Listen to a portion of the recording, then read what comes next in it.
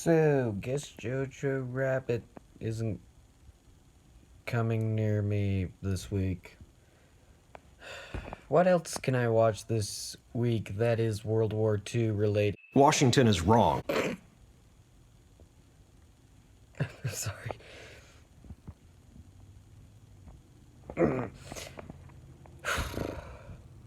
Let's get this show on the road.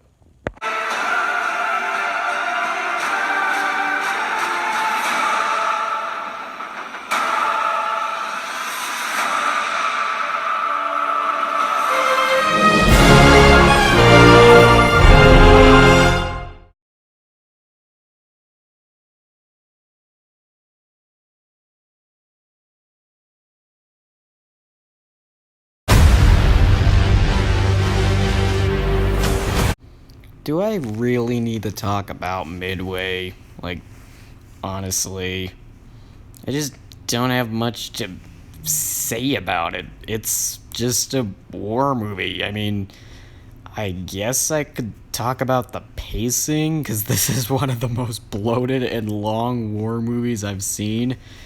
And keep in mind, I've seen a ton of war movies. I've seen The Longest Day. I've seen Pearl Harbor, which is absolute crap, but the Pearl Harbor sequence is kind of alright. I've seen the original 1950s Dunkirk. I've seen the new Dunkirk. I've seen parts of The Patriot. I've seen parts of... Actually, I haven't seen Braveheart, if I'm being totally honest. Like, I've seen war movies. I can handle the length. But this movie is shorter than almost all of those, and I was pretty much just kind of bored.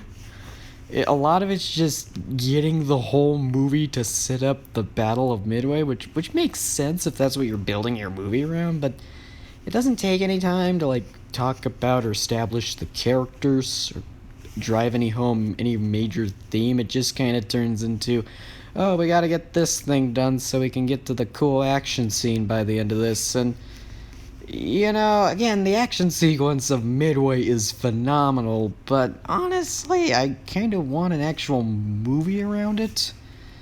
That and this just drives me nuts. They kept trying to give the Japanese soldiers humanity, which I'm honestly on board with. I think that actually can allow for more perspectives onto war, but instead it just turns into, holy smokes, I can't believe the Americans just did this thing.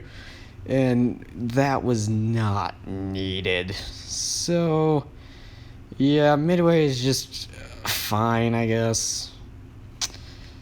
That, and I'm really surprised this did way better at the box office than I was ready for, or any of us theater employees were ready for.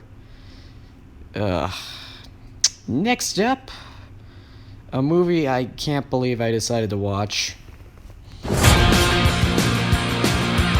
From the studio that brought you the Door movie, which, actually, come to think of it, the Door movie was actually pretty decent for the most part.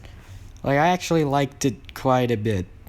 That this is a personal recommendation and it's on digital. Go check it out. You'll be surprised by how charming it is. Not perfect, but charming. This, on the other hand, is a movie from like the 2000s that somehow took 19 years to be released. And I think that's the best way to describe it. It's just a movie out of its time. And, yeah, at least with Midway, there was something I could talk about, while here I'm just like, it's about as bad as any movie of this is bad. Like, it's got really unfunny humor, the cinematography is basic, it's just a basic movie. There's nothing to say here, I guess. I guess I could talk about it being cringy, but I can't add anything there. So, yeah, this is a short review, because I don't got much to add. I just didn't find it funny. I don't think most will find it funny. It has nothing to it.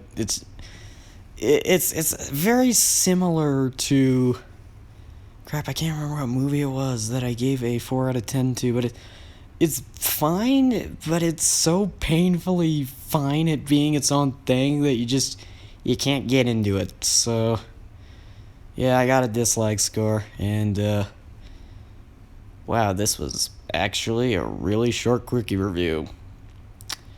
Guess what? Another one's coming tonight, so... Yay.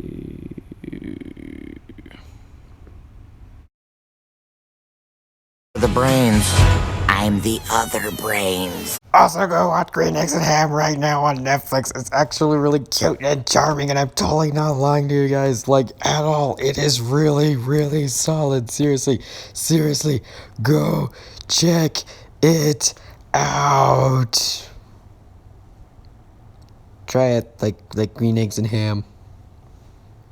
That is all.